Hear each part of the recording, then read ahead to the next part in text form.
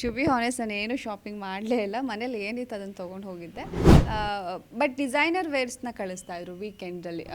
ನಾನು ಹಾಕೋಕ್ಕೆ ಆಗಿಲ್ಲ. ನಮ್ಮ ಮಮ್ಮಿ ಹೇಳ್ತಾಯಿದ್ರು, ನಿಂಗೆ ಅಷ್ಟು 1,00,000ಕ್ಕೆ ಶಾಪಿಂಗ್ ಮಾಡಿಬಿಟ್ಟು ಕಳಿಸಿದ್ದೆ, ಏನೂ ಹಾಕಲೇ ಇಲ್ಲ, ನೀನು ಏನು ಮಾಡಲಿ, ನಾನು ಎಲಿಮಿನೇಟ್ ಮಾಡಿಬಿಟ್ರಲ್ಲ. ನಾನು 4 ವೀಕ್ಸಿಗೆ ಅಂತ ಅಂದ್ಬಿಟ್ಟು ತೊಗೊಂಡೋಗಿದ್ದೆ ಒಂದಷ್ಟು ಕಾಸ್ಟ್ಯೂಮ್ಸು. ಮೀನ್ ವೈಲ್ ಡಿಸೈನರ್ ಔಟ್ಫಿಟ್ಸ್ ಬರ್ತಾಯಿತ್ತು. ಸೊ ಅನುಷಾ, ನಿಮ್ಮ ವಿಚಾರ ಬಂದರೆ ಬಿಗ್ ಬಾಸ್ ಮನೇಲಿ ತುಂಬ ಕ್ಯೂಟಾಗಿ ರೆಡಿ ಆಗ್ತಿದ್ದು, ತುಂಬ ಚೆನ್ನಾಗಿ ರೆಡಿ ಆಗ್ತಾ ಇದ್ರಿ. ಸೊ ಎಷ್ಟು ಶಾಪಿಂಗ್ ಮಾಡಿದ್ರಿ ಇಲ್ಲಿಂದ ಹೋಗುವಾಗ ಬಿಗ್ ಬಾಸ್ ಮನೆಗೆ ಅಂತ ಹೇಳಿ? ಟು ಬಿ ಹಾನೆಸ್ಟ್ ನಾನು ಏನು ಶಾಪಿಂಗ್ ಮಾಡಲೇ ಇಲ್ಲ. ಮನೇಲಿ ಏನಿತ್ತು ಅದನ್ನು ತೊಗೊಂಡು ಹೋಗಿದ್ದೆ. ಬಟ್ ಡಿಸೈನರ್ ವೇರ್ಸ್ನ ಕಳಿಸ್ತಾಯಿದ್ರು ವೀಕೆಂಡಲ್ಲಿ. ಆ ಟೈಮಲ್ಲಿ ಏನಾದರೂ ಹೊಸ್ದಾಗಿ ಫ್ರಾಕ್ಸ್ ಆ ಥರದ್ದು ನಾನು ಹಾಕೋಕ್ಕೆ ಆಗಿಲ್ಲ. ನಮ್ಮ ಮಮ್ಮಿ ಹೇಳ್ತಾಯಿದ್ರು, ನಿಂಗೆ ಅಷ್ಟು 1,00,000ಕ್ಕೆ ಶಾಪಿಂಗ್ ಮಾಡಿಬಿಟ್ಟು ಕಳಿಸಿದ್ದೆ, ಏನೂ ಹಾಕಲೇ ಇಲ್ಲ, ನೀನು ಏನು ಮಾಡಲಿ, ನಾನು ಎಲಿಮಿನೇಟ್ ಮಾಡಿಬಿಟ್ರಲ್ಲ. ಅನ್ಫಾರ್ಚುನೇಟ್ಲಿ ಹಾಕೋಕ್ಕಾಗಲಿಲ್ಲ. ಅಂದರೆ ನಾನು 4 ವೀಕ್ಸಿಗೆ ಅಂತ ಅಂದ್ಬಿಟ್ಟು ತೊಗೊಂಡೋಗಿದ್ದೆ ಒಂದಷ್ಟು ಕಾಸ್ಟ್ಯೂಮ್ಸು. ಮೀನ್ ವೈಲ್ ಡಿಸೈನರ್ ಔಟ್ಫಿಟ್ಸ್ ಬರ್ತಾಯಿತ್ತು. ಶಾಪಿಂಗ್ ಮಾಡಿದ್ದು ಕಳಿಸೋ ಅಷ್ಟೊತ್ತಿಗೆ ನಾನು ಆಚೆ ಬಂದಿದ್ದೀನಿ. ಸೊ ಇನ್ನು ನೀವು ಅಂತ ಹೇಳಿ ಬಂದಾಗ ನಿಮ್ಮ ಸ್ಕಿನ್ನು ಮತ್ತು ನೀವು ಫಿಟ್ನೆಸ್ ಬಗ್ಗೆನೂ ತುಂಬ ಇಂಪಾರ್ಟೆನ್ಸ್ ಕೊಡ್ತಿದ್ರಿ. ಅಲ್ಲಿ ಬಿಗ್ ಬಾಸ್ ಮನೇಲಿ ಜಾಸ್ತಿ ಜಿಮ್ ಏರಿಯಾದಲ್ಲಿ ಟೈಮ್ ಸ್ಪೆಂಡ್ ಮಾಡ್ತಾ ಇದ್ರಿ. ನಿಮ್ಮ ರುಟೀನ್ ಏನು? ಸ್ಕಿನ್ ಕೇರ್ ಹೇಗೆ ಮಾಡ್ತೀರಿ, ಅಥವಾ ಫಿಟ್ನೆಸ್ಗೆ ಎಷ್ಟು ಇಂಪಾರ್ಟೆನ್ಸ್ ಕೊಡ್ತೀರಿ, ಹೇಗೆ? ಫಿಟ್ನೆಸ್ಸಿಗೆ importance being an artist ಕೊಡಲೇಬೇಕಾಗತ್ತೆ.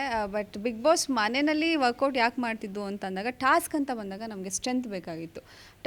Workout ಮಾಡಲಿಲ್ಲ ಅಂದರೆ ಅಷ್ಟು ಸ್ಟ್ರೆಂತ್ ಇರ್ತಾ ಇರಲಿಲ್ಲ ಬಾಡಿನಲ್ಲಿ. ಫಿಸಿಕಲ್ ಸ್ಟ್ರೆಂತ್ ತುಂಬ ಇಂಪಾರ್ಟೆಂಟು ಫಿಸಿಕಲ್ ಟಾಸ್ಕ್ಗಳನ್ನ ಆಡಬೇಕಾದ್ರೆ. ಹಾಗಾಗಿ ನಾನು ವರ್ಕೌಟ್ ಅಂದರೆ ದಿನದಲ್ಲಿ ಯಾವಾಗ ಟೈಮ್ ಸಾಕಾಗುತ್ತೆ ಆವಾಗ ಹೋಗಿ ಅಟ್ಲೀಸ್ಟ್ ಹಾಫ್ ಆನ್ ಅವರ್ ಆದರೂ ನಾನು, ತ್ರಿವಿಕ್ರಮ್, ಧರ್ಮ, ಭವ್ಯ ವರ್ಕೌಟ್ ಮುಗಿಸಿನೇ ನಾವು ಬರ್ತಾಯಿದ್ದಿದ್ದು. ಸಾರಿ ಯಾ ಸೊ ನಾನು, ತ್ರಿವಿಕ್ರಮ್, ಧರ್ಮ, ಭವ್ಯ ಅವರು ವರ್ಕೌಟ್ ಮುಗಿಸಿನೇ ನಾವು ನೆಕ್ಸ್ಟ್ ಬೇರೆ ರುಟೀನ್ ಮಾಡ್ತಾಯಿದ್ದಿದ್ದು. ಇಲ್ಲ ಅಂತಂದರೆ ಟಾಸ್ಕ್ ಆಡ್ಬೇಕಾದ್ರೆ ಒಂದು ಚೂರು ಎನರ್ಜಿ ಇರ್ತಾ ಇರಲಿಲ್ಲ ಬಾಡಿನಲ್ಲಿ. ಅಲ್ಲಿ ಸಿಗ್ತಾ ಇದ್ದಂಥ ಫುಡ್ಡು ಬರೀ ರೈಸು ಚಪಾತಿ, ಸೇಮ್ ಬೇಳೆ ಸಾರು ಎವ್ರಿ ಡೇ. ಎನರ್ಜಿ ಒಂದು ಸ್ವಲ್ಪನೂ ಇರ್ತಿಲ್ಲ. ಸ್ಕಿನ್ ಕೇರ್ ವಾಟ್ಸ್ ತುಂಬ ಲೈಟ್ಸ್ ಇರುತ್ತೆ. ಬರೀ ಎ ಸಿನಲ್ಲೇ ಇರ್ತೀವಿ, ಫುಲ್ ಹೋಗಿದೆ ಸ್ಕಿನ್ನೆಲ್ಲ. ಅದನ್ನ ಇವಾಗ ರಿಪೇರಿ ಮಾಡ್ಕೋಬೇಕು.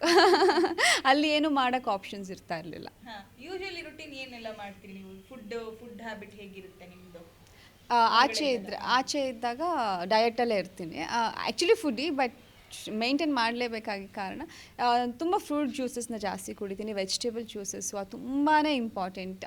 ಸ್ಪೆಷಲಿ ಆ್ಯಪಲ್, ಬೀಟ್ರೂಟ್, ಕ್ಯಾರೆಟ್, ಆಮ್ಲ, ಸ್ಪಿನಾಚ್, ಪಾಲಕ್ ಜ್ಯೂಸ್, ಕ್ಯುಕುಂಬರ್ ಜ್ಯೂಸು, ಇದೆಲ್ಲ ಬೇಕು. ಸಮ್ಟೈಮ್ಸ್ ಬಾಡಿ ಸ್ವಲ್ಪ ಟಾಕ್ಸಿನ್ಸ್ ಹೊರಗಾಗಬೇಕು ಅಂದಾಗ ಹಾಗಲಕಾಯಿ ಜ್ಯೂಸ್. ನಂಗೆ ಅಲ್ಲಿ ನಾಮಿನೇಷನ್ಸಿಗೆ ಅದನ್ನೇ ಕೊಟ್ಟಿರೋ, ಓಕೆ ಇಟ್ಸ್ ಹೆಲ್ದಿ ಅಂತ ಅಂದ್ಕೊಂಡು ಕುಡಿದೆ.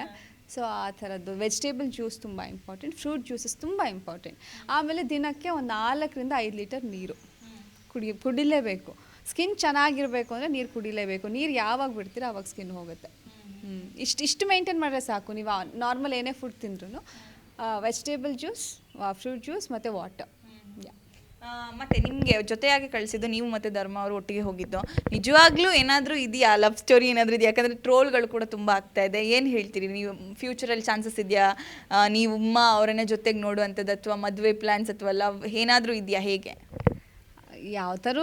ಅದು ಯಾವ ಥರನೂ ಪ್ಲ್ಯಾನ್ಸ್ ಇಲ್ಲ. ಬಟ್ ನಂಗೆ ಆ್ಯಕ್ಚುಲಿ ಖುಷಿ ಆಗ್ತಿತ್ತು ಆ ಥರ ವೀಡಿಯೋಸ್ಗಳನ್ನೆಲ್ಲ ನೋಡಿದಾಗ. It was so cute videos. Oh my god, ನಾವಲ್ಲಿ ಸುಮ್ಮನೆ ಕ್ಯಾಶುಯಲಾಗಿ ಏನೋ ಡ್ಯಾನ್ಸ್ ಮಾಡಿರ್ತೀವಿ, ಕ್ಯಾಶುಯಲಾಗಿ ಮಾತಾಡಿರ್ತೀವಿ, ಅದು ಇಷ್ಟು ಬ್ಯೂಟಿಫುಲ್ಲಾಗಿ ಎಡಿಟ್ ಮಾಡ್ಕೊಂಡು ಎಲ್ಲರೂ ಹಾಕಿದ್ದು ನೋಡಿದಾಗ ಖುಷಿ ಆಗ್ತಿತ್ತು ನನಗೆ. But is very good friend of mind. But ಅವ್ರ ಜೊತೆ 3 ಸಿನಿಮಾ ಆ್ಯಕ್ಟ್ ಮಾಡಿದ್ದೀನಿ. ಸಾಂಗ್ ಶೂಟ್ಸಲ್ಲೆಲ್ಲ ತುಂಬ ಚೆನ್ನಾಗಿ ಬರ್ತಾಯಿತ್ತು. ಬಟ್ ಇಲ್ಲಿ ನನಗೆ ಆಶ್ಚರ್ಯ ಆಗುತ್ತೆ, ಈ ಥರ ಎಲ್ಲ ಎಡಿಟ್ ಮಾಡ್ಕೊಂಡಿದ್ದಾರೆ ಅಂತ. But is very good friend of mind.